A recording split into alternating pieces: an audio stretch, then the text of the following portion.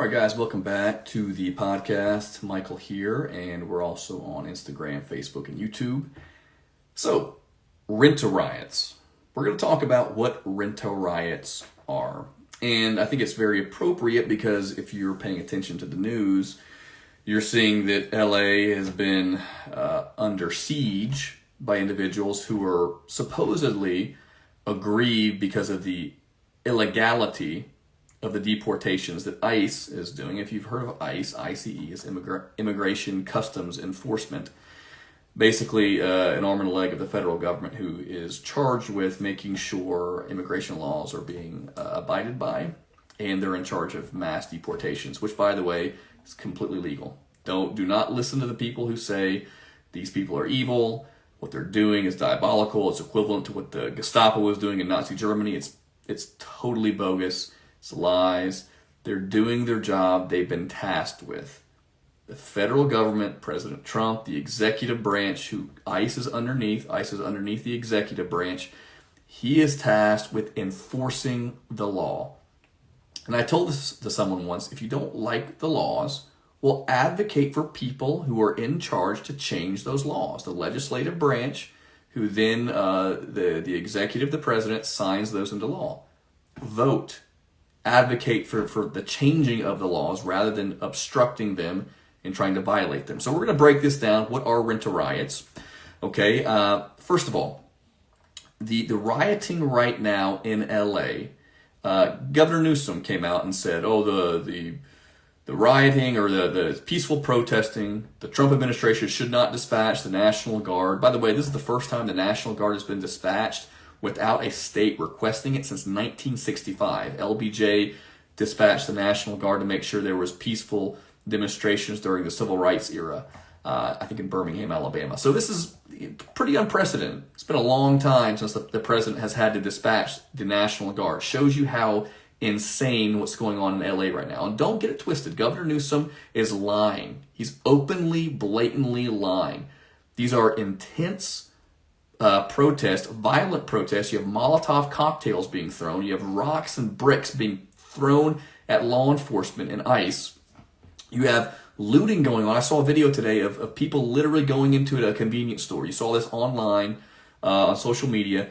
A video of people going into a convenience store. The manager sitting there at the cash register. He can't even do anything. He can't even defend his own establishment. They're looting, taking money out of the cash register, totally depleting his supply in the store. It's absolutely insane, okay? And you have hundreds of people out there who are rioting, and they're rented. They're bought and paid for. And that's kind of what I want to talk about. I'm going to break this down in a few sections. This is not going to be a really long video, but I think it's going to really paint a picture of what's actually going on. And also, I think it's fair to say, and it's important to say, the rank hypocrisy.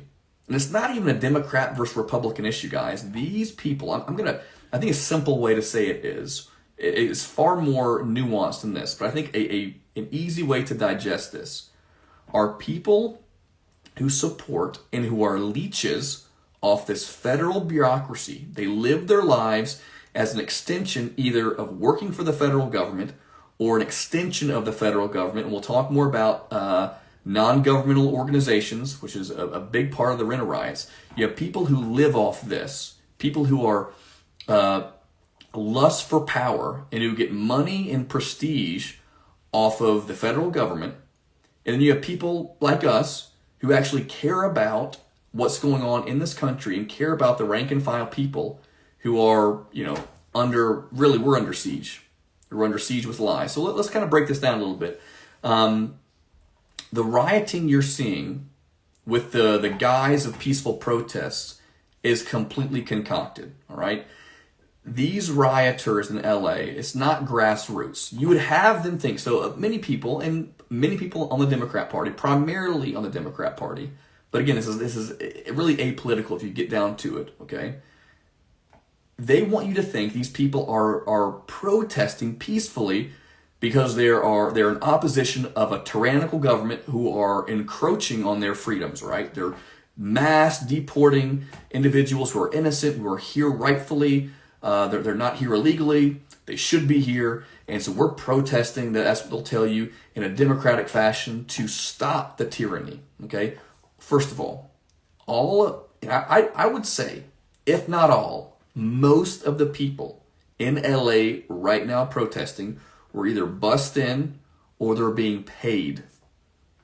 And they're being paid by individuals, groups, organizations called non-governmental organizations, okay? And one of those is the National Endowment for Democracy, National Endowment of Democracy, okay?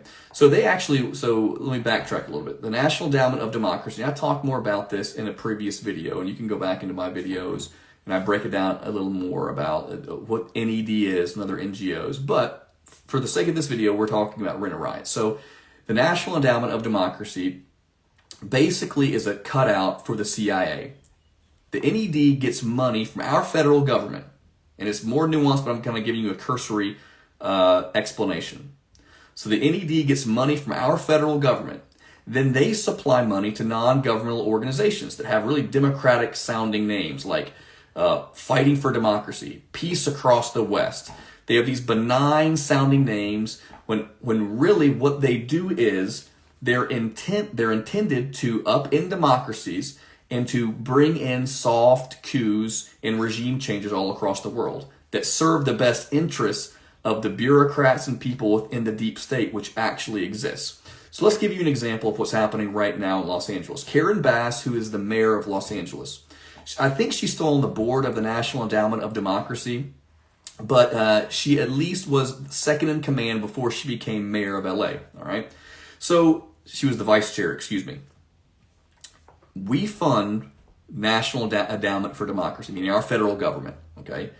In turn, the NED, and when I said they're kind of a paper cutout, or I guess the best way you can describe it, because sometimes you can get lost in the weeds with this vernacular. The NED works alongside the CIA to implement basically what the CIA doesn't want to be caught doing. So they use the NED to, as I said, to upend different regimes across the world that serve the best interests of the bureaucracies and of the intelligence state. And basically, when I say the deep state, the globalist regime that has a specific purpose to upend actual democrat republics. So this is the same NED that Karen Bass worked for, who is the mayor of Los Angeles right now. So I want you to think about that really quickly, guys. Just kind of use some introspection and think about, we have the mayor of LA, which is under siege by these rent-a-rioters, literally is connected intimately with an organization that works and pays NGOs to do the very thing they're doing right now, rioting, protesting, in order to bring about change that serves their best interest, okay? So they specialize in toppling governments, and I'm not going to get into this, the term color revolutions, but you can look that up, and a guy named Mike Benz is an excellent resource to look into. He talks about this stuff with a lot of expertise. Again, what I want to do is when I talk about this and give kind of a simplistic explanation, kind of feeds you all a little bit of awareness of this topic, he's someone who can take it and just run with it and really paint a picture of how pervasive this stuff is and really give you a much better in-depth explanation, okay? So, again, this person, Karen Bass, the mayor of LA, really involved with the National Endowment for Democracy, who's connected with the CIA, who legitimately, these rent-a-riots, paying rioters, busing them in, is exactly what she has done. And you can just, that's, when I say she has done that, it's clearly implied, because that's what the NED does, okay? So let's kind of keep going here.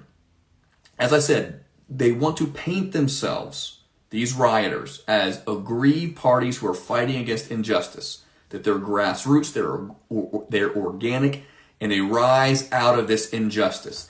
I'll give you kind of a comparison, okay? Back in 2010, after Obama was elected, you saw the Tea Party movement all across the country, people who were patriots, who wanted small government. That was an organic movement, and you saw plenty of people like Ted Cruz, Rand Paul, Mike Johnson from Wisconsin, different political figures who still maintained their position within government out of the Tea Party movement, which was organic. And organic meaning it was grassroots, the people were behind it, they were fighting for liberty, small government.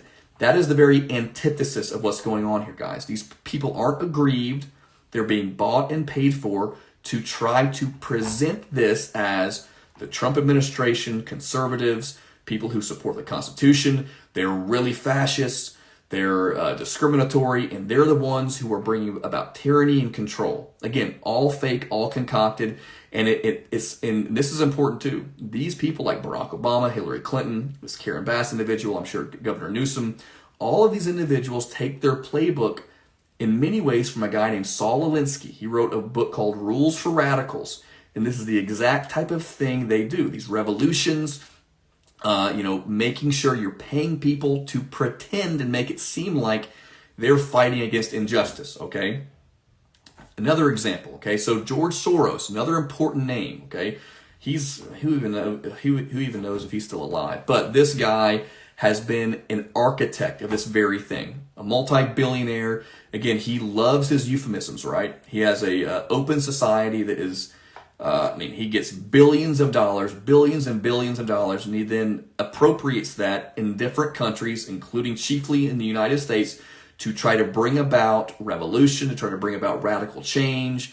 And this is exactly what he does, okay? So an example of this. This is important because USAID has been in the forefront of our conversation, that Musk and the Department of Governmental Efficiency really highlighted this, how USAID, United States of International, okay, excuse me, let me make sure I say this properly, United States Agency of International Development, okay? So again, another euphemism here. They're not even, they pretend to be philanthropic, but what they do is they work alongside NGOs to funnel money to bring about radical disruption and change, soft coups for regime change. And so George Soros, this is an example that USAID, okay, gave the Soros Open Society, which is the Soros Foundation, $5 million to then disperse to NGOs for street protests and to bring about radical change in Macedonia. So again, obscure places all throughout the world this happens. And if you don't believe it, follow the money. It's really simple. Mike Benz lays it out emphatically and unequivocally. This stuff, guys, that's happening, and I use LA as just an example. We've seen all throughout, and President Trump, just his presence has brought this to light so palpably. They try to pretend, again, that this is organic. This is a movement out of a very patriotic fervor of resistance to tyranny, but it's all concocted and it's an illusion. So as I'm going to close down here in a few minutes, or actually probably in about a minute, this is something just to be aware of. So when you see these things and you see, the news media trying to present this as individuals who are truly distressed at the overreach of the current administration, understand these people are being paid by individuals like Karen Bass, who was associated with the National Endowment for Democracy, the NED, that's just something to know, the Open Society with George Soros. Those are only a few organizations out of many, many who've been operating in the shadows to bring about radical change all throughout the world.